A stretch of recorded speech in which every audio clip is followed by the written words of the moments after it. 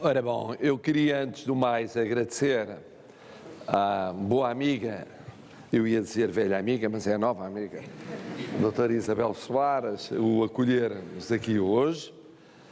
Não é a primeira vez, já cá estive, não era Presidente da República, e tivemos um grande debate que durou horas, muito interessante.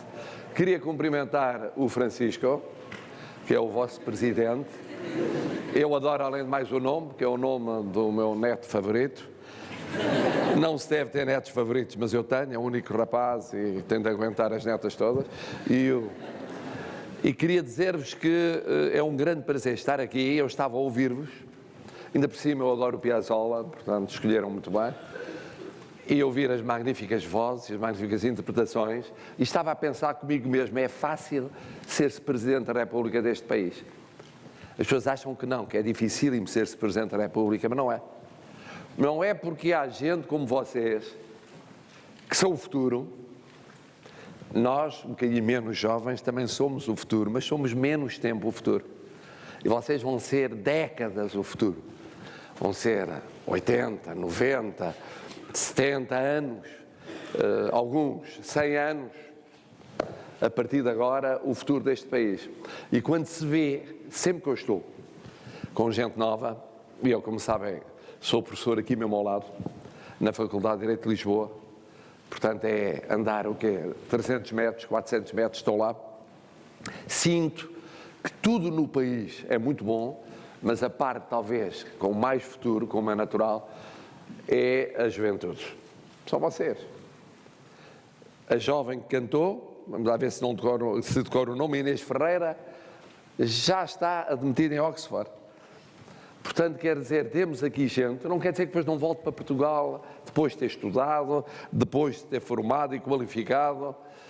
É espetacular aquilo que cada um de vocês vai dar ao país no vosso futuro. Cá dentro, lá fora, voltando cá para dentro. E é extraordinário o que o Colégio Moderno faz. Eu lembro do seguinte, o meu pai foi governante da ditadura. É, portanto, exatamente o contrário daquilo que nós defendemos hoje e vivemos hoje e praticamos hoje. E ele dizia que no tempo da ditadura, quando queria falar de escolas boas, dizia até assim com ar um bocado entalado, comprometido, uma das melhores é o Colégio Moderno, que é de esquerda, que é do reviralho, chamava-se reviralho à oposição, mas que é o que há de melhor na formação dos mais novos. Isto era dito nos anos 50, 60, quando ele foi governante no domínio da educação. E continua sempre a ser o Colégio Moderno assim. Ora bem, eu hoje venho falar sobre Mário Soares. Porquê?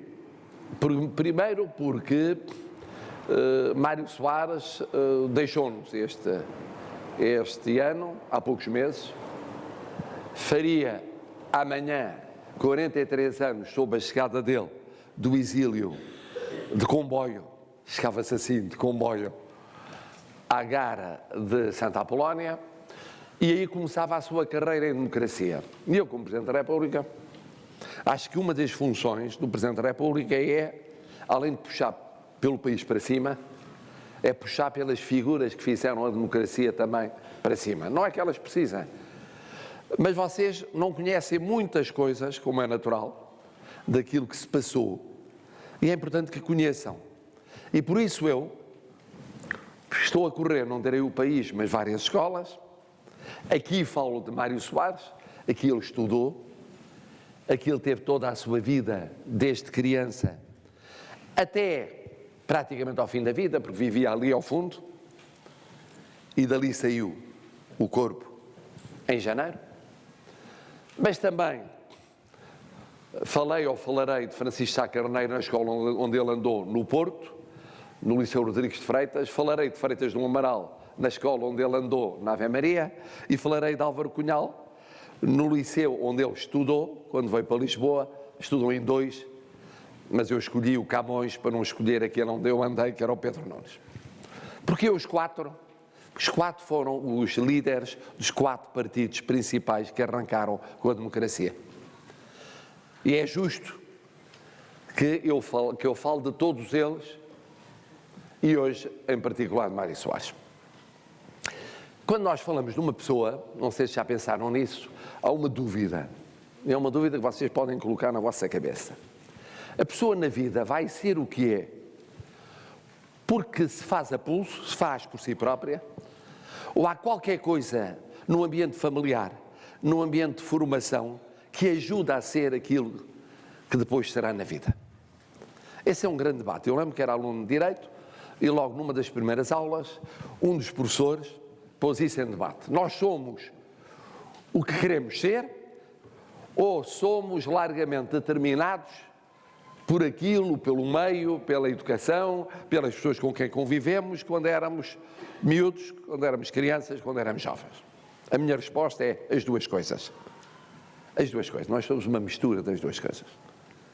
Há uma grande influência daquilo que moldou o começo da nossa vida e depois nós somos largamente aquilo que queremos ser e que podemos ser. Há uns que podem mais, podem menos, porque as circunstâncias podem ser mais favoráveis ou mais desfavoráveis. Mário Soares foi assim. Há uma parte de Mário Soares que é difícil de explicar se não olharmos para o contexto, isto é, o ambiente que marcou o seu arranque para a vida. E desde logo a família. Desde logo a família. E nomeadamente o pai, que criou este colégio, o professor João Soares. O professor João Soares foi político na Primeira República, foi um homem, portanto, que é republicano, liberal e democrata, mas com preocupações sociais, que, como todo o professor e bom professor, tinha uma preocupação educativa. O que muda as sociedades é a educação. Nós transformamos a maneira de ser das sociedades atrasadas em mais avançadas através da educação. Eu concordo totalmente com isso. Eu, como autarca, lá em cima, na terra, que é da origem da minha família, quando se pôs o problema, e era o município mais atrasado de Portugal, por onde se pode mudar? Eu disse, criando uma biblioteca que apoia as escolas, porque é através da educação, da formação, que a prazo mudamos. Pois, o professor João Soares viu isso. E a sua vida foi isso. Foi empenhar-se politicamente e empenhar-se como educador. Pois, além do mais, adorava geografia. Tinha os melhores atlas e os melhores compêndios manuais de geografia. Tão bons que a ditadura tinha de admitir terem de ser eles os de estudo obrigatório, porque eram os melhores. Isso quer dizer abertura para o mundo. Abertura para o mundo. E estas marcas marcaram Mário Soares. Mário Soares nasceu num ambiente que era um ambiente de liberdade, um ambiente de democracia, nasceu num ambiente de esquerda, num ambiente com preocupações sociais, num ambiente preocupado com a educação e um ambiente aberto ao mundo. Foi assim. Mas não foi só o pai, foram os amigos do pai. Foram as pessoas com quem convivia. Nós muitas vezes não notamos isso quando somos miúdos. Mas as pessoas que nos rodeiam, as conversas que ouvimos, as discussões que são tidas ou não são tidas, marcam a nossa maneira de ser, para concordar ou discordar, mas marcam a nossa maneira de ser. E, portanto, ele nasceu num ambiente de cultura, e Mário Soares foi uma pessoa da cultura. Tinha curiosidade, queria saber mais, queria ler mais, queria conviver com mais escritores, com mais pintores, com mais artistas. Estava atento ao papel da educação, adorava a política, e não é adorar por adorar, percebia que fazer política era trabalhar para o país, e tinha uma formação que desde muito cedo foi marcada por aquele ambiente que o rodeou. Aqui também no colégio. Porque os professores que teve, um deles Álvaro Cunhal, despertaram nele a atenção para a crítica, para a liberdade de espírito, para estar contra quando entendia que devia estar contra, para procurar novos caminhos, para a inovação, para a criação, E isso acompanhá-lo-ia depois na toda a sua formação. Ele teve uma formação dupla, porque frequentou Direito, a minha escola, e Letras. E, portanto, teve uma formação como jurista, que lhe permitiu ser advogado, e advogar defendendo presos políticos, e advogar na ditadura, mas também estudou História e Filosofia. Tirou 2 cursos. Isso explica a maneira de ser, a sua maneira de ver o mundo. Não era apenas daquele que conhecia as leis, é que discordava das leis, quando entendia que eram injustas, e que lidava com leis, mas conhecia a história de Portugal, conhecia a história do mundo e conhecia as grandes correntes do pensamento. Quem estuda filosofia tem o contacto com as grandes correntes do pensamento. E aí, nessa fase, que na altura se chamava adolescência, ou seja, chama-se juventude, que é ali entre os 15 a 16 anos, depois passava-se à idade adulta aos 17 anos, embora só se tivesse direito de voto aos 21, que não servia para nada, como sabem, porque o voto em ditadura não serve para nada, mas o que é facto é que é aí que começam a definir-se as características de Mário Soares. Além de tudo o que vos disse, é uma pessoa de uma grande coragem física e psíquica. É verdade que era um latagão, quer dizer, era alto, era forte, tinha uma presença imponente, mas além disso era muito corajoso fisicamente, era corajoso psiquicamente. Metia uma ideia na cabeça e lutava por essa ideia. E se fosse preciso lutar com os empurrões aqui e os empurrões ali, dava os empurrões. Isso fazia parte da maneira de ser dele. As pessoas não são todas iguais. Há quem tenha coragem psicológica para resistir a tudo, mas não tenha coragem física. Há quem tenha coragem física e depois, de vez em quando, seja depressivo, se vá abaixo, não aguenta a pressão. Ele não, tinha isso. Depois, desde muito cedo, foi um grande orador. Era um grande orador. De onde é que veio isso? Do convívio aqui no colégio, do convívio com os políticos e com alguns oradores, dos cursos que tirou, ou do seu talento pessoal, era um grande orador. Improvisava. Quando era orador escrito, era pior. Quando tinha de ler textos, ficava até aborrecido com isso. Preparavam-lhe os textos, fazia os discursos, teve que fazer alguns, e não gostava. Os melhores discursos de Mário Soares são discursos improvisados em comícios, em sessões políticas, não são textos escritos. E, no entanto, escrevia muito bem. Escrevia à mão, era anterior à moda, já não digo da internet, mas mesmo da tilografia. Gostava de escrever à mão, com uma letra muito certinha, escrevia bem, escrevia rápido, mas gostava de falar sem ser lendo textos escritos. Era assim. E começou a ser assim muito cedo. E também muito cedo começou a ter uma característica, é preciso ver que eu só o conheci mais tarde, como é natural. Nessa altura, quando ele tinha 20 e tais anos, eu ou não nascia, ou estava para nascer. Bom, mas o que é facto é que parecia a pessoa mais encantadora, diplomática e às vezes mole do mundo, e era de uma dureza e de uma teimosia total. Tem essas duas características. No trato, era encantador. Quando queria ser encantador. Quando se tratava de afrontamentos, de choques, de lutas, era duro, quando era necessário ser duro. E era muito duro. E aí era muito duro. Bom, acontece que nesta sua evolução há um fator também decisivo que ajuda a moldar Mário Soares. Chama-se Maria de Jesus Barroso.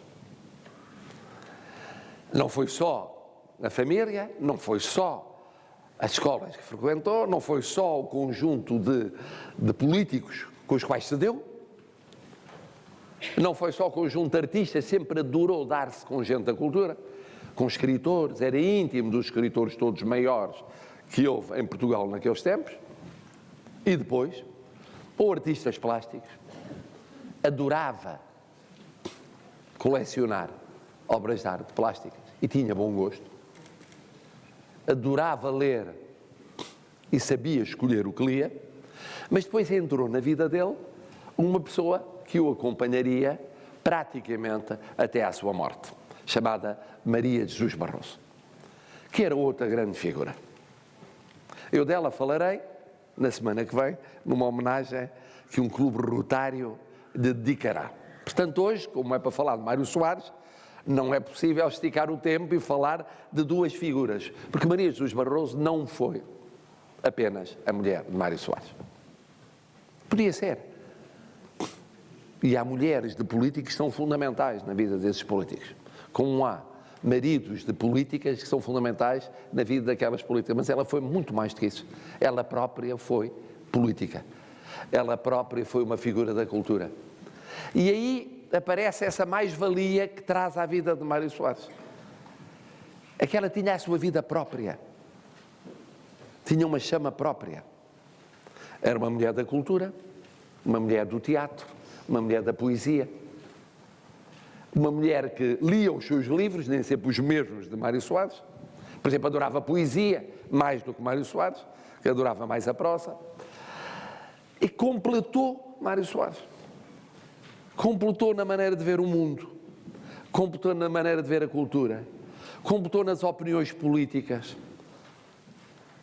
até no debate sobre as pessoas e as situações. Nem sempre concordavam. E ela não era menos dura do que Mário Soares, às vezes era mais dura, embora olhando-se para ela era mais terna, era mais doce. Olhava-se para Maria de Jesus Barroso e era um torrão, era muito doce, era muito suave. E, no entanto, eu lembro-me de alguns episódios que, como Presidente da República, não posso comentar. Se fosse há uns anos, comentaria, em que Mário Soares teve que tomar decisões e a opinião de Maria de Jesus Barroso foi muito importante no relacionamento com certas personalidades ou certas situações em momentos cruciais da vida. Porque há na vida dos políticos momentos em que a pessoa tem que escolher um de vários caminhos. Eu vou por aqui, vou por ali, eu apoio, não apoio, eu corto, não corto, eu saio, não saio, eu alinho, não alinho. Ora bom, Maria de Jesus Barroso entra na vida de Mário Soares e Mário Soares entra na vida de Maria de Jesus Barroso. E, portanto, é muito difícil, a partir daí, explicar sem olhar para a dupla. Mas, por uma questão de simplificação, vamos hoje falar apenas de Mário Soares. Ora bom, Mário Soares, já aqui foi recordado, teve um longo período da sua vida que coincidiu com a ditadura. Agora já está, vamos imaginá-lo, naquilo que nós chamamos o fim da juventude, e nessa ocasião, fim da juventude, ele está num momento crucial para a ditadura. Tinha passado a guerra, tinham caído outras ditaduras na Europa, em Portugal como em Espanha continuavam, e surgem movimentos de oposição, e Mário Soares milita no Partido Comunista Português, depois rompe com o Partido Comunista Português, tem um papel importante já para a idade que tinha na candidatura de Norton de Matos, que é uma candidatura já depois do final da guerra, na transição para os anos 50, e tem um papel que vai crescendo, que é maior na candidatura de Humberto Delgado, e não para de crescer para a idade que tinha ao longo dos anos 50 e, sobretudo, nos anos 60 e 70. Ora bom, com problemas, porque, como alguém recordou no outro dia, não tendo sido o preso político com mais tempo de prisão, foi um dos que teve maior número de prisões. Isto é, foi preso muitas vezes, por períodos diferentes de tempo. O que transformou a vida de Mário Soares numa grande instabilidade, numa grande incerteza. Porque as prisões tinham a ver com a própria situação no regime. Cada vez que havia uma crise, ou o risco de uma crise, ou um ato dito eleitoral, ou um movimento de oposição, ou qualquer coisa que exigia uma resposta rápida, isso tinha um efeito no núcleo de oposicionistas. E que acabavam por se defender uns aos outros. E então os que eram formados em Direito tinham a responsabilidade de defender os outros que não eram. E, portanto, aqueles que eram advogados, nos anos 50, 60, 70, na medida das suas possibilidades, defendiam-se a si próprios e defendiam todos os demais que precisavam de apoio jurídico. E a vida dele é, portanto, muito instável. E a família vive essa instabilidade. Esta senhora que está aqui, mais o irmão que não está e que foi meu colega de curso, acabaram por ter uma vida sobressaltada, porque nunca sabiam quando é que o pai era preso ou não era preso, e o que é que lhe acontecia, e como era um pai endiabrado, no sentido de que ele próprio não se furtava aos confrontos. Isso significava que a vida familiar era marcada pela militância política familiar em bloco, pela situação que, à medida que a ditadura foi decaindo, como acontece sempre em todas as situações políticas que vão decaindo, tinha de recorrer mais à repressão. Quem se sente fraco tem de recorrer mais à repressão, é quase o instinto de sobrevivência. E depois começam as guerras em África, nos anos 60, alarga-se a contestação estudantil, nos anos 60, e, portanto, aquilo que tinha sido o período áureo da ditadura tinha passado. Começa por deslizar lentamente nos anos 50 e depois aceleradamente nos anos 60 e 70. Isso quer dizer o quê? Confrontos maiores, quer dizer radicalização maior, significa também, obviamente, para Mário Soares, uma maior instabilidade de vida. Que o leva, por exemplo, a certa altura a ser exilado, pelo regime em São Tomé e Príncipe, e depois, tendo regressado na transição de Salazar para Marcelo Caetano, por pouco tempo, porque parte para novo exílio em Paris e fica até ao 25 de Abril fora do território português. É um longo período de resistência. Hoje, quando olham para trás, dizem, está bem, sim, demorou muito tempo, isto tinha de acabar. Mas sabem, o mais curioso, e eu estou à vontade porque o meu pai estava do outro lado da barricada. Estava do lado da ditadura, estava do lado do regime vigente. Embora a partir de certa altura, também dissonante e afastado durante um período, mas no quadro sempre do regime. E eu pude, portanto, assistir àquilo que se passava como estudante, vendo a perspectiva dos estudantes em crescente oposição à ditadura, como filho da perspectiva da ditadura, olhando para a oposição a essa ditadura. E o curioso é o seguinte, aquilo que parece hoje óbvio, aquilo havia de cair. Havia de cair. Além do mais, porque era uma ditadura de uma pessoa. E ninguém é eterno. E, portanto, pela própria lógica física, havia de haver um momento em que o envelhecimento da pessoa aceleraria o envelhecimento da ditadura.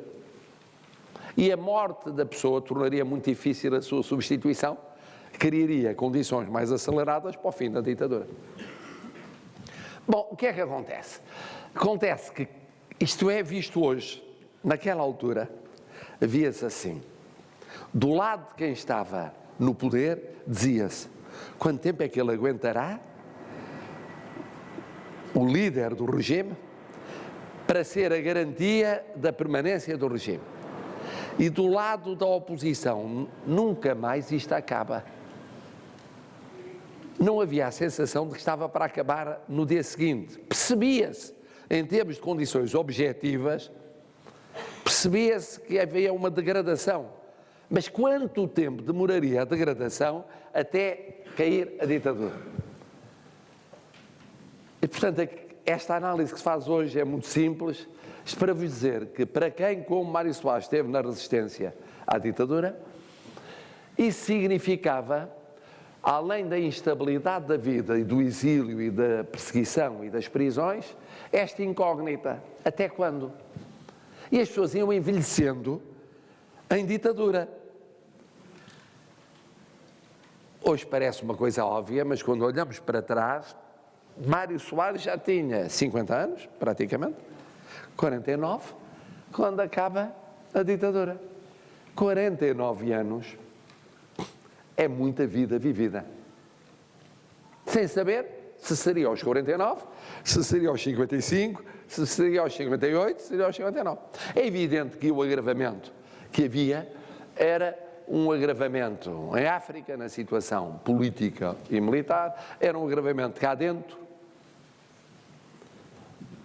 por fatores internos e internacionais, económicos, financeiros, sociais e políticos, que depois, a partir de certa altura, as ditaduras não se renovam. Portanto, isso vão decaindo. Mas isto para vos dizer que na vida de Mário Soares, mais de metade da vida é passada em ditadura. Isto para nós é incompreensível, porque vivemos em democracia. Passamos a vida, muitos de nós, a queixarmos da democracia, devia ser muito melhor, mas não imaginamos o que era viver em ditadura. Eu no outro dia recordei, porque eu a certa altura era subdiretor de um jornal, o Expresso, que ainda existe, tendo por diretor Francisco Pinto Balsemão. E foi feita uma edição no dia 28 de maio de 1973.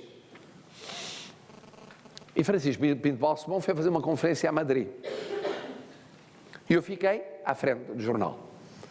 E eu tinha, naquela altura, 24 anos. E aos 24 anos, vocês imaginam o que é ficar diretor de um jornal. É uma tentação de não cumprir uma única das ordens da censura. E foi o que eu fiz.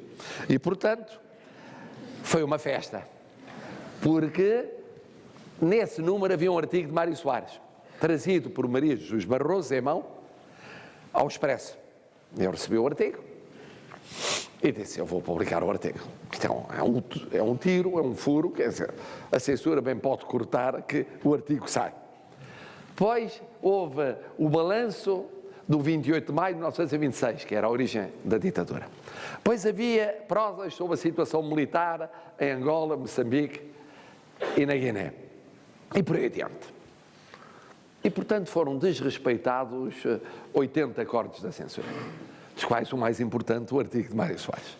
Eu estou a ver a situação, o jornal era fechado muito tarde, eu vou para casa, eu vivia no Monte Estoril na altura, e telefona-me o Pedro Feitor Pinto, que era diretor de serviço de informação, que funcionava no domínio da informação, mas que era amigo pessoal.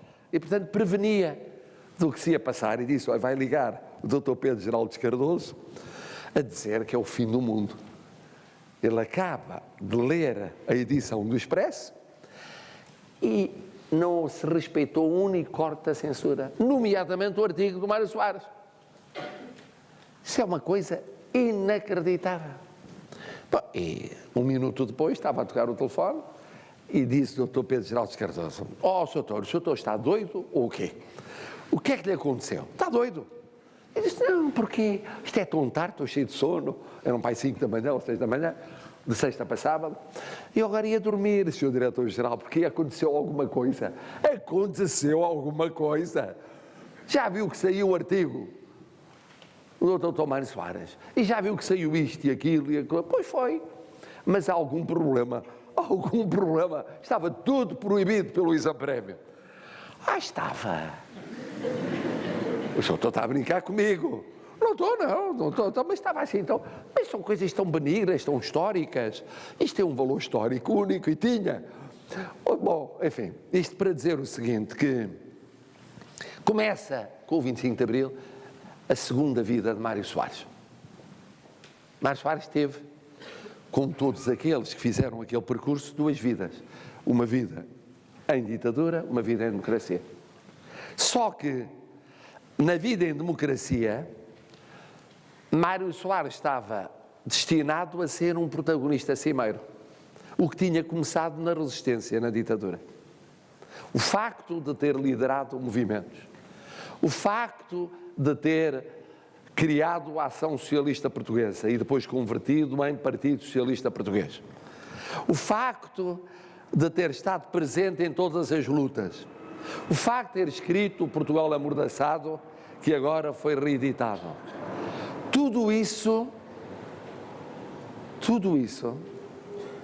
o facto de ter liderado listas numa tentativa de aparentes eleições em 69, as listas da CEUD, em alguns pontos do país, nomeadamente Lisboa e Porto. Tudo isso tinha-o transformado, obviamente, num líder democrático logo que houvesse democracia. Portanto, não foi uma surpresa, não foi assim de repente, apareceu com um partido que já existia, mas apareceu, e partido que teve uma só mulher nos fundadores, Maria Jesus Barroso. O país era assim, era um país de homens, sobretudo de homens. São vários homens que queriam na Alemanha e uma mulher, Maria Jesus Barroso. E, portanto, ele aparece vocacionado para ser um dos líderes óbvios de uma área política. Qual área política? Era simples. Pois havia uma área política que era da oposição dominante, que era o Partido Comunista Português. Tinha um peso muito grande na resistência desde os anos 40. E, portanto, teria o seu espaço. Depois, como imaginam, os apoiantes da ditadura desapareceram, no sentido de que não havia espaço político para as suas concessões no quadro da democracia.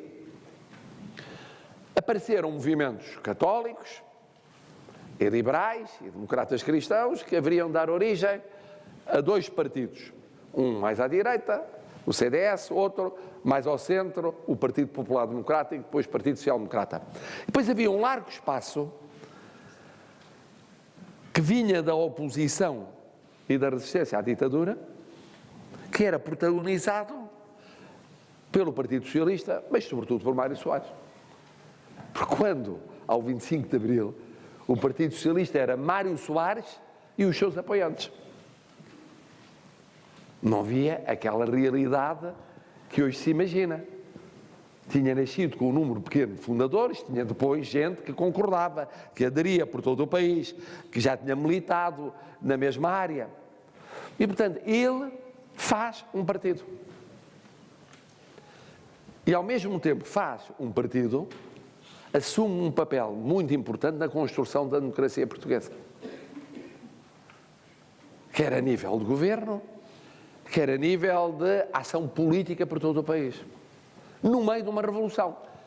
Porque aquilo começou por ser um golpe de Estado militar, transforma-se numa revolução. E aí Mário Soares, de repente, é catapultado para o primeiro plano da luta política nacional, naqueles anos 74, 75. Porque é que havia? Havia o Partido Comunista Português com Álvaro Cunhal, que era o líder já histórico desde os anos 40. Havia do outro lado a formar-se o PPD com Francisco Sá Carneiro. Formou-se mais tarde o CDS com Diogo Freitas do Amaral, surge mais tarde, meses mais tarde, mas mais limitado na sua forma de intervenção, no seu espaço político. Entra-se num grande confronto durante os 2 anos da Revolução. Acontece, ademais, que por razões de doença Francisco Sá Carneiro sai de Portugal e está fora do país uma parte de 1975, e o PSD tem de recorrer a uma liderança provisória, transitória, e nos grandes combates o CDS, por dificuldades de implantação e de afirmação, reduz a sua intervenção ao mínimo, depois de um comício, de um congresso com grandes problemas para se realizar. Há uma radicalização da sociedade portuguesa à esquerda. Aparecem depois, obviamente, na legalidade, partidos, muitos deles dissidentes do PCP, que nós diríamos de extrema esquerda, e Mário Soares fica com uma posição central no universo dos civis naqueles anos da Revolução. Depois havia os militares, obviamente, com várias correntes políticas, mas no fundo, a certa altura, o grande confronto é Álvaro Cunhal, Mário Soares. Porquê? Porque os que estão à direita do Partido Socialista acabam por, nesse confronto sobre projetos de vida para o futuro do país, acabam por implicitamente reconhecer em Mário Soares um elemento fundamental na liderança do processo político durante a Revolução. Há mesmo um debate na televisão infindável, para aí 2h30 ou 3 horas, estivemos agarrados à televisão, a preto e branco, via-se muito mal e tal, entre os dois, Álvaro Cunhal e Mário Soares, que representavam o grande debate que dividia o país em 75. E, portanto, ele não apenas cria um partido, não apenas cria o primeiro partido de eleitores, isto é, que o apelo direto é aos eleitores, porque ele fala para os eleitores, e é um grande orador, e desdobra-se por todo o país a falar para os eleitores, como acaba por representar áreas políticas à direita da sua, no confronto com Álvaro Cunhal, que tem mais peso que outras áreas à esquerda do Partido Comunista Português. Isto atravessa os anos da Revolução, sobretudo 75. E dirão, e o que é que estava em causa? Estava em causa para Mário Soares fazer o que ele tinha sonhado para o país, que era liberdade, uma democracia de tipo europeu. Ele queria uma democracia de tipo europeu. Não era exatamente o modelo que queria Álvaro Cunhal, numa altura em que a União Soviética ainda era muito forte. E o afrontamento dos Estados Unidos da América e a União Soviética era muito forte. E em que se discutia-se em Portugal, não se via para um tipo de regime político diferente dos regimes europeus. Para Mário Soares era óbvio que era integrar a Europa. Liberdade igual a democracia igual a integração na Europa. Isto não era pacífico. Naquela altura, não era. Este é um primeiro período político em que a democracia portuguesa fica a dever a Mário Soares, a criação do partido que liderou o arranque da democracia portuguesa e por isso ganhou as primeiras eleições para a Constituinte e para a Assembleia da República, que liderou a elaboração da Constituição, ora votando à direita, ora votando à esquerda, servia de fiel de balança, que liderou um processo de clarificação política que foi importante para o processo militar, que estabeleceu relações com o estrangeiro, porque ele era, de todos os líderes portugueses, o mais conhecido no quadro europeu, dos partidos europeus, nomeadamente socialistas e sociais-democratas, da chamada Internacional Socialista. E é um período intenso. Resultado, ele é o primeiro primeiro-ministro de Portugal no tempo constitucional. Aprovada a Constituição, há eleições, e ele é o primeiro primeiro-ministro de Portugal. E termina aí a primeira subfase, ou fase, se quiserem, da vida democrática de Mário Soares, que é uma fase de 2 anos que me valeram por 10. Por 10, porque não havia internet, nós vivíamos, eu comprei um transistor, que era a única maneira de saber do que se passava militarmente a todo o instante, porque não havia computadores, não havia internet, não havia telemóveis, e portanto como é que se podia saber o que se passava em Portugal? Por um transistor, e mesmo assim, bom. É nessa fase que eu conheço melhor Mário Soares, estando embora noutro partido, no PPD, depois PSD. E acompanho de perto o que se passa, quer como trabalhando no Expresso, portanto na imprensa, quer como dirigente partidário. Começa em 76 uma nova fase da vida de Mário Soares, em democracia, que é como primeiro-ministro, em que ele lidera 2 dos 3 governos de que foi primeiro-ministro, em situações sempre complicadas, porque não tem maioria absoluta. Portanto, ele tem um governo minoritário, o governo minoritário tem de negociar com alguém. E naquela ocasião ele negocia mais à direita do que à esquerda. À esquerda era muito difícil a negociação. E, portanto, são situações difíceis. Uma delas corresponde a uma crise financeira internacional interna grave.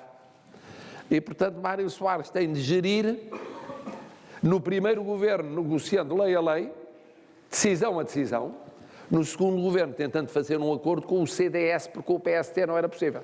Foi tentado, mas não era possível. Porque, entanto, Francisco Sá Carneiro tinha regressado, e embora depois, no final da vida de Sá Carneiro, que morreu, como sabem, de uma forma trágica e prematuramente, tivessem convergido num momento crucial da vida política portuguesa, o que é facto é que, naqueles tempos, havia uma disputa natural de liderança, que tornou impossível uma aliança entre o PS e o PST. E por isso Mário Soares teve de formar um governo, tendo elementos do CDS moderados como independentes num governo socialista. Tudo com uma grande instabilidade, porque era uma situação muito instável. Por isso estes governos duraram muito pouco tempo. Duraram de 76 a 78. Foram 2 anos muito agitados, quando todos nós estávamos a aprender a fazer uma democracia. E foi um período muito ingrato para Mário Soares. Muito complicado. Ainda com o conceito da Revolução, ainda com um peso grande militar na vida política portuguesa, com grandes debates e com grandes divisões vinham da Revolução. Foi muito complicado. Corresponde à segunda fase da vida democrática de Mário Soares. A primeira tinha sido de luta brutal gloriosa, a segunda foi uma muito mais penosa, foi ser primeiro-ministro, foi talvez a fase mais penosa da vivência democrática de Mário Soares. Além de mais, ele era impaciente e, portanto, sendo impaciente, percebia que aquilo não andava nem desandava, que os acordos eram muito difíceis de fazer e não se sentia à vontade, ao contrário do que se passava noutras fases da sua vida democrática. Entra-se num terceiro período da vida democrática. Estão a ver como foi rica e complicada a vida deste homem. E o terceiro período foi um período em que se formaram vários governos por iniciativa do presidente Yanes, independentes, que passaram no Parlamento, mas não eram governos de base partidária. E foram 3. E Mário Soares, que era um defensor dos partidos, esteve sistematicamente crítico em relação aos 3 governos. Nasce aí um relacionamento complicado entre, ironicamente, o primeiro Presidente da República Portuguesa, Ramalho Yanes, a quem Portugal muito deve, quer no período militar, quer na transição para a democracia, e Mário Soares, o Presidente que haveria de suceder-lhe. Mas isto acontece na vida. Uma tensão muito grande. E que assinala 2 anos da vida de Mário Soares. Em que ainda por cima, como os governos eram mais à esquerda do que à direita, ele estava na posição de ter a fama sem o proveito. Isto é, os governos eram de uma área parecida com o PS, mas não tinham a ver com o PS.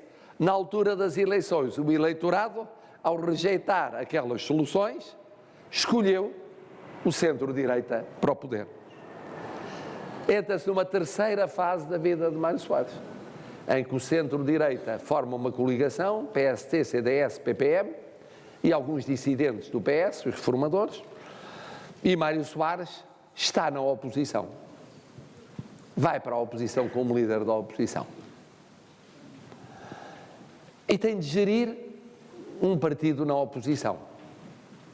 Ele tinha gerido a criação de um partido, depois a gestão do governo, depois uma situação difícil com governos não partidários, e depois tem de fazer a oposição, ser líder da oposição, sempre a pensar no país. E é aí que ele alinha com o PSD e com o CDS na mudança da Constituição para aproximar das democracias europeias. numa revisão constitucional que põe fim à presença do poder militar na democracia portuguesa, que era uma das ideias centrais do seu pensamento, era estabilizar uma democracia civil. Mas, apesar de tudo, isto significa de 80 até 83, 3 anos de oposição. Bom, em 83 o país está numa crise económica e financeira, as eleições não dão maioria a ninguém e Mário Soares regressa ao governo por uma tarefa espinhosa, que é enfrentar a crise financeira numa coligação com o PST. Como imaginam, 2 partidos que ambos ambicionavam a liderança do governo. E como acontece sempre naquilo que se chama Bloco Central, que é uma aliança entre PS e PST, cada um deles só tem uma ideia, é ver como é que deita fora o outro do poder. Estão a tentar salvar o país e a pensar, e como é que é isto no fim? Porque isto não há lugar para 2. Ou mandamos nós ou mandam eles. E, portanto, é sempre uma forma muito transitória. Aparentemente muito bonita, na prática, transitória. De curta duração. Pois Mário Soares lá teve essa terceira encarnação. Eu diria que para Mário Soares os períodos de maior provação foram aqueles em que foi Primeiro-Ministro. Porque, por razões diferentes, encontrou situações complicadas. E de tudo o que fez, nunca lhe perguntei isso, mas se tivesse perguntado, imagino que a resposta seria: foi aquilo que mais lhe custou a fazer e mais difícil foi de fazer. E aguentou 2 anos nessa solução. O PST ainda mudou 2 vezes de líder e, portanto, de representante no governo, e teve essa solução tampão para enfrentar um problema nacional. Logo a seguir, há eleições legislativas e logo a seguir há eleições presidenciais. E Mário Soares lança-se como candidato presidencial. E lança-se numa situação difícil. Tinha acabado de cair o governo com o PST estava no governo, apoiava um candidato que não era Mário Soares, e, portanto, Mário Soares tinha de pegar na situação de um partido saído, o PS, muito debilitado do governo, para converter isso, com a sua base de apoio mais ampla, numa candidatura presidencial. Mas mais difícil do que isso, na área da esquerda apareceram 3 fortes candidaturas presidenciais, não uma, mas 3. Mário Soares, o seu antigo companheiro de lutas políticas, Francisco Salgado Zana, com quem ele tinha feito desde a juventude a resistência à ditadura, a criação do Partido Socialista, o lançamento do Partido Socialista, o período da Revolução, os períodos de governação. Os 2 maiores amigos separavam-se na pior altura, que é um ficava adversário do outro na corrida para Belém, o que partia ao partido, e aparecia uma senhora, uma força da natureza, que vinha dos setores sociais cristãos, mas que tinha muito apoio numa esquerda independente, chamada Maria de Lourdes Pintacilgo, que tinha sido primeiro-ministro, nomeada pelo presidente Yanes, num daqueles governos não partidários. Eram 3 grandes figuras políticas. Os 3. Portanto, tratava-se de, além de ter... E do outro lado havia um só candidato de direita. De centro-direita, Diogo Freitas do Amaral. Portanto, era a esquerda dividida por 3 e a direita e o centro-direita unidos em torno de um candidato. A primeira volta, Mário Soares teve o suficiente para passar à segunda volta. Há tangente, em relação a Salgado Zana, há tangente, podia ter sido um ou outro, mas Freitas do Amaral na primeira volta aparece com 46,tal%. Portanto, à beira dos 50%, que daria uma vitória na primeira volta. O que significava que a tarefa de Mário Soares era muito complicada, porque ele teve, salvo erro, à volta de entre 16 e 19, já não sei. Foi, não sei se não chegou a 20%. Bom, como é que ele ia recolher os votos todos para ultrapassar quase 47%? Bom, e recolheu. E na segunda volta ganhou por um estádio da Luz. Isto é, ou por um terceiro anel que havia então no Estádio da Luz. Ganhou por 51,5 a 48,5, uma coisa assim mais ou menos. Foi tangencial. Era o primeiro presidente civil eleito da democracia portuguesa. Começava uma nova vida, uma nova fase na vida democrática de Mário Soares. Vejam bem quantas fases já vai. Quem olhasse para ele, fresco que nem uma alface, nós diríamos, só de contar isto vocês estão esfalfados. Têm de confessar. Estariam estourados, teriam pensado 2 vezes no fim de uma primeira volta com aquela votação.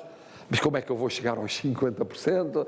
Teriam dito, mas eu já experimentei tudo, já estive no governo com o CDS, já estive com o PSD, já fiz revisões constitucionais, eu já estive na oposição, já vi tudo.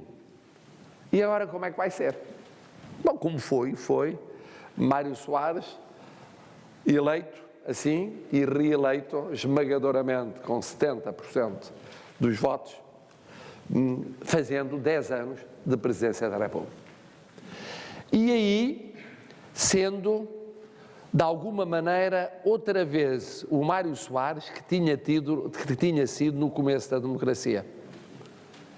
Porque já não estava piado pela questão da dificuldade que teve como primeiro-ministro. E então era o quê? Era a pessoa extrovertida, aberta, próxima das outras pessoas. Correu o país todo, várias vezes, e correu o mundo, várias vezes. E de uma grande empatia,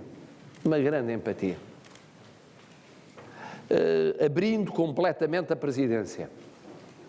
Foi talvez o presidente que menos vezes almoçou e jantou em Belém. Não viveu lá, claro, obviamente, vivia aqui, e preferia ir almoçar aos restaurantes, ir jantar aos restaurantes, e aparecer de surpresa numa exposição, e numa conferência, e participar em debates e tal. Foi assim. Mas isso que vos pode parecer a vocês uma coisa hoje relativamente natural, na altura, nós estamos a falar de ter sido em 1986. Estamos a falar há mais de 30 anos. Não era tão natural assim. O poder ainda tinha um aspecto muito pesado, muito rígido, muito distante. Ele subverteu, naturalmente, com a sua maneira de ser. Teve de resolver crises, teve de decidir contra o próprio partido, teve. A certa altura o partido apareceu-lhe a propor um governo com um novo partido, Partido Renovador Democrático, que chegou a ter como líder o antigo presidente Ianas, viabilizado pelo Partido Comunista Português e tal, e ele achou que não tinha pés para andar e não aceitou, e convocou eleições. E tinha razão, porque ganhou com maioria absoluta o PSD. E depois, ironia do destino, faz o seu segundo mandato preocupado com a ideia de travar o excesso da maioria absoluta do PSD, porque tinha sido útil durante uns anos, mas depois achava que era demais. Foi ele que queria criar as presenças abertas, que não era só ir e vir, não havia na altura tantas autoestradas, estavam a começar a ser feitas, portanto era difícil andar pelo país e, portanto, a sede da presidência era instalada nos vários pontos do país. E a partir daí visitava tudo o que a nível regional existisse à volta. E foi um período que é, tal como tinha sido na fase da resistência, como na fase da revolução, na fase da criação do partido, Mário Soares se sente à vontade, está nas suas casas, nas suas 7 quintas. Sente-se à vontade para intervir politicamente, para doutrinar politicamente, para exercer magistério politicamente. Eu estou a dizer isto à vontade, mas às vezes concordei, outras vezes discordei na altura. E eu escrevia em órgãos de comunicação social e, portanto, tive coisas muito simpáticas e outras muito pouco simpáticas para Mário Soares, mas vendo com distância, foi o florescimento das suas características, com uma popularidade esmagadora, e depois dando livre curso àquilo que era.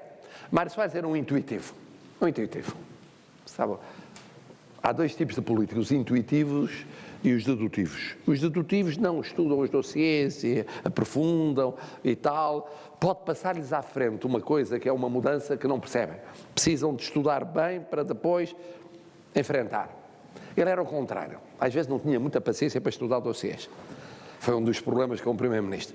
Achava uma maçada, às vezes, perder-se tempo com coisas menores. Havia coisas maiores que sim, agora coisas menores que não. A tecnocracia irritavam muito. Mas era muito intuitivo. Chegava a um sítio e percebia logo pela cara das pessoas: isto está a correr mal ou está a correr bem? Qual é o problema? Como enfrentar o problema? O que é que eu hei de dizer, o que é que eu não hei de dizer? Muito tenaz, muito teimoso, aquela falsa bonomia que era, não é que não fosse hiper simpático, mas por trás do hiper simpático havia uma teimosia total. Total. Metia uma coisa na cabeça, ninguém lhe atirava da cabeça. Apenas Maria de Jesus. Às vezes, muitas vezes, mas nem sempre. Bom, e foi assim até 96. E depois diriam, pronto, foi presidente, acabou-se a história. Com Mário Soares não se acabava a história, porque ele era uma força da natureza. Portanto, ele havia de ser político até ao fim da sua vida. E é difícil ser-se político depois de ser Presidente da República. O que é que a pessoa pode ser mais?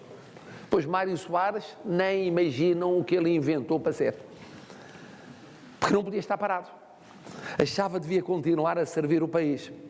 Pois depois disso, ainda ter posicionamentos políticos sobre tudo que pudesse imaginar.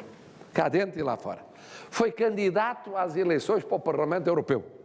Foi deputado europeu, já com uma idade que nós diríamos, considerava 70 e tal anos. Viajando, indo, vendo, voltando, intervindo nas várias reuniões internacionais, com um papel sempre aberto à Europa, que ele defendia muito ao mundo.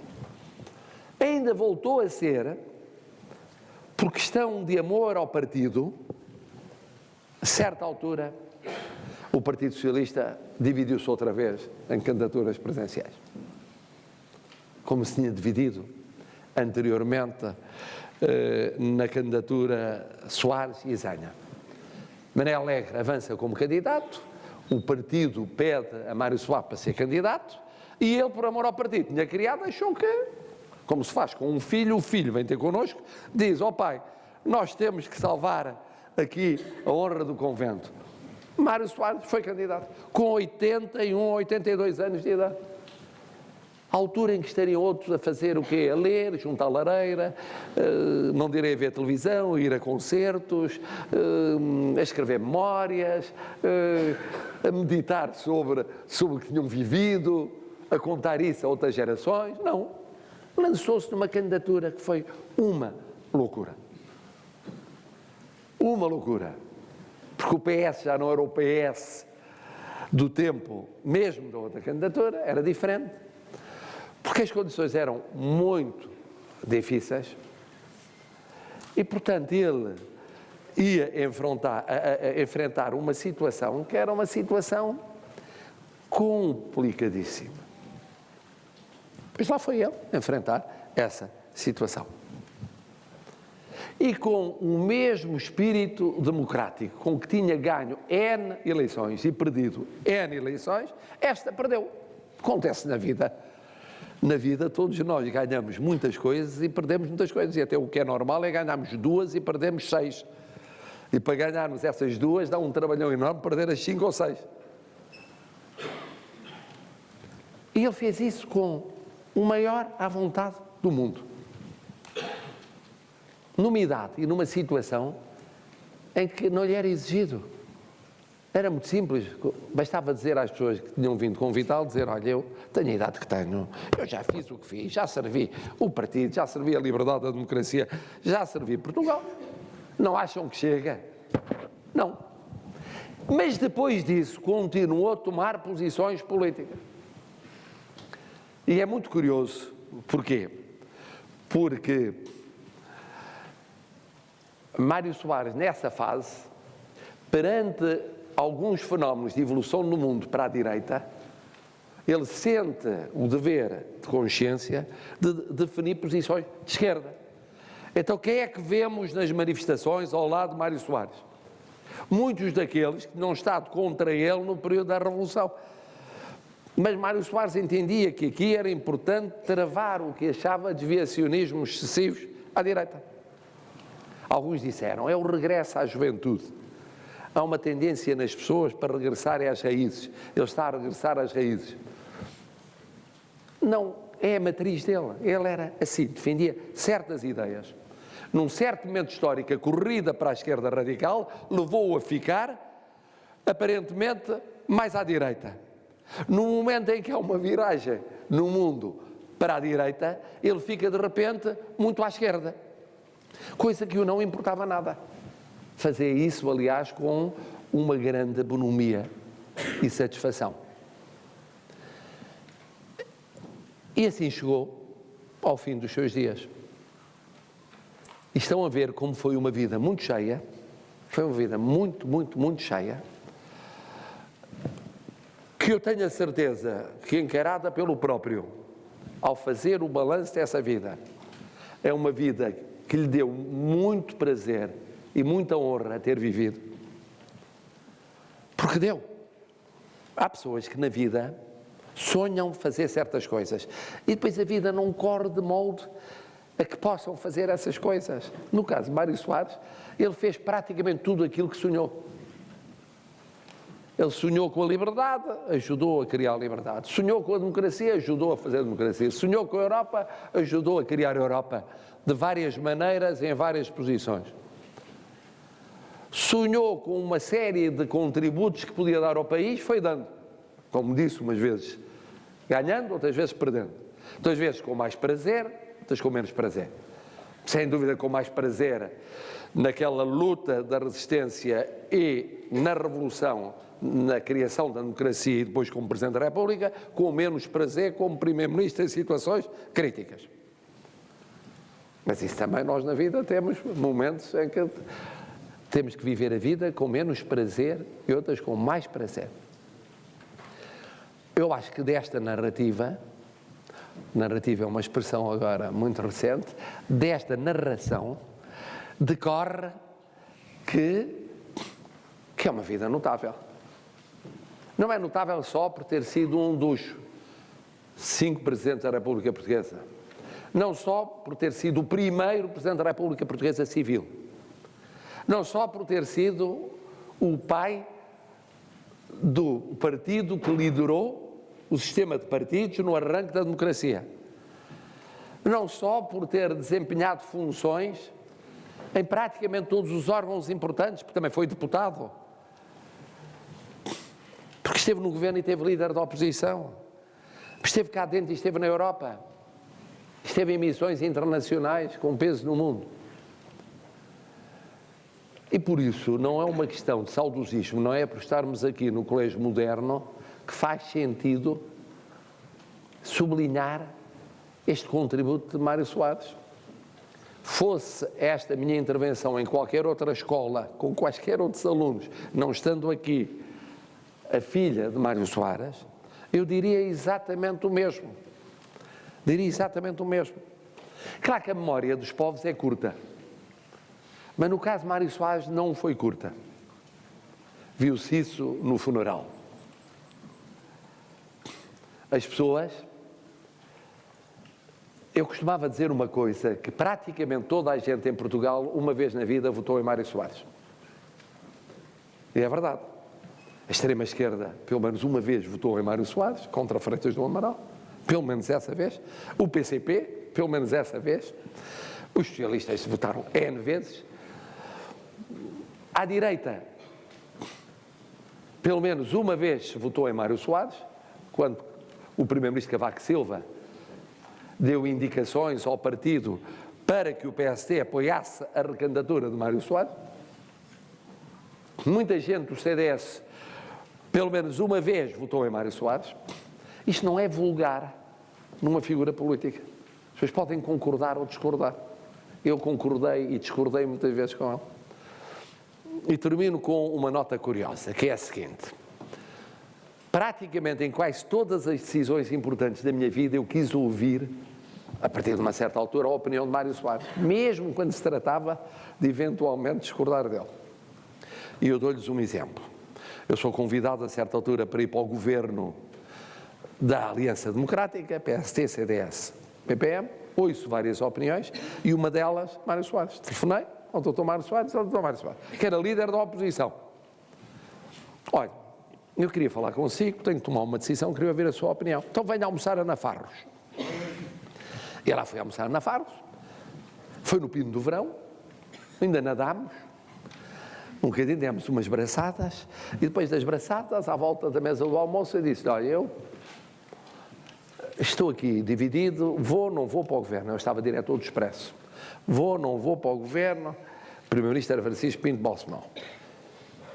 E os prós e os contras eram vários. E porquê é que era importante a opinião de Mário Soares? Primeiro, porque era um dos pais da pátria. Segundo, porque uma das finalidades de ir para o governo era para fazer a revisão constitucional com o Partido Socialista, que exigia um acordo entre o PSD, o CDS e o Partido Socialista, para mudar a Constituição e passar uma democracia integralmente civil. E essa era uma finalidade importante. Portanto, era fundamental ouvir a opinião de Mário Soares. E assim foi. Ouvi a opinião de Mário Soares. Mais tarde, quando